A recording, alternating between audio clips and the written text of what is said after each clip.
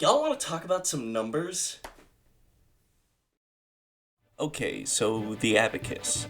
What is it, you ask? How do it work? Well, it's simple. It's just a counting device. You slide the thing up and number go up. There are several different counting devices, but don't worry because I first only want to talk in detail about the three that classify as modern abacuses, or modern abaci as expert abacus users call them. First, there's the Chinese abacus, otherwise referred to as the swan pawn. 算盘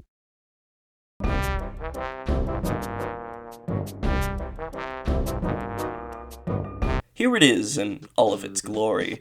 These beads up top represent values of 5, while the beads down below represent values of 1. Each of these rows of beads represents a 10th place. When you push a bead towards this center beam here, it is counted. So say for example that I pushed 4 of these bottom beads in the third column, then one of these top beads in the second column, and then finally one of each in the first. The resulting number would be 456. Except, there is an issue here. Knowing how 10th places works, you know that you can't have a number bigger than 9 in any place, right? Now, I hear you asking, Drew, what's the top row up there used for if it would lead to the number 10 itself being in the place? Now, I have no concrete proof of this, but I believe that it's there as a sort of placeholder, a reminder for the person counting to carry over the 1 from the 10 into the next 10th place. Kinda like how we write big addition problems on paper. Now, I should state that abaci aren't exactly calculators in the sense that we use them today. Think of an abacus as like a piece of paper. It's used in conjunction with physically finding the mathematical answer.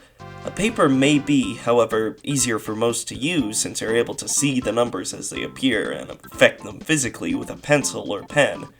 An abacus requires the user to be comfortable with adding numbers in their own head and doing things like carrying values over.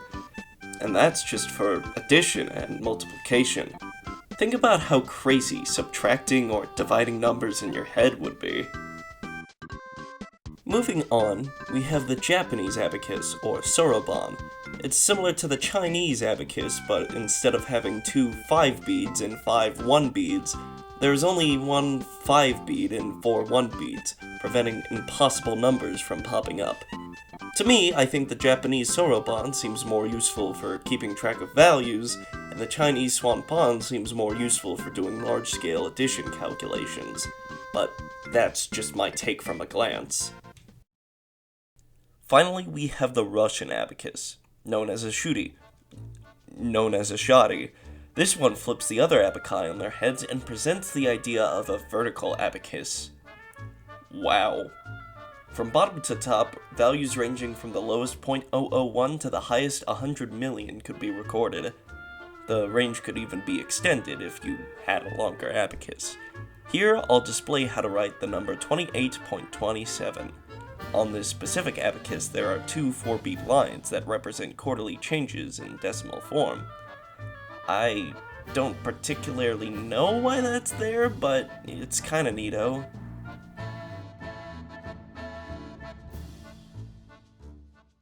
Now, the question you've all been silently asking about the abacus. Why? Oh, and also, when. Essentially, it was because people had no idea what numbers were. Sort of. We took a look at Hindu Arabic number symbols, the ones we use today, and said, what am I supposed to do with that? People from this time period were more comfortable using definite symbols for numbers, known as Roman numerals. Roman numerals were better understood because, most of the time, each symbol for each number remained the same, save for a few exceptions, like how IV is 4 because the bigger number subtracts the number behind it. The Roman numeral III doesn't mean 3, it means 1 plus 1 plus 1. The Roman numeral VI in the same way doesn't mean 6, it means 5 plus 1. I is always 1, V is always 5, X is always 10, and so on and so forth. In fact, the oldest known one of these abaci was created in about 300 BC by the Babylonians. It wasn't really an abacus in the way we see them nowadays, as it was one of the aforementioned counting boards, but it did set up the groundwork for the future Roman hand abacus, which used Roman numerals to help keep track of numbers. Later on, the swanpan and soroban designs were derived from the hand abacus.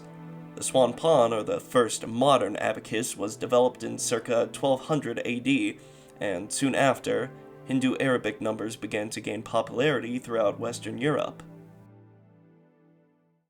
But please, excuse that departure from the question of why. Abaci were a direct evolution of various counting boards, such as the Roman hand abacus, which were developed in the absence of written numbers. Originally, in order to keep count, people would use things such as pebbles or tallies on walls.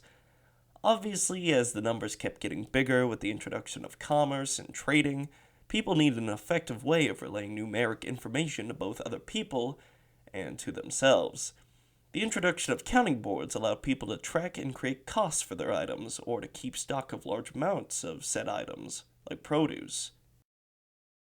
In conclusion, the abacus was a useful numbers tool used in history to both calculate and store numbers.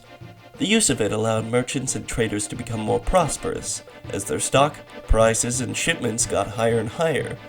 The abacus was a unique and helpful invention that, eventually, gave rise to the system of writing out numbers using the Hindu-Arabic numerical system.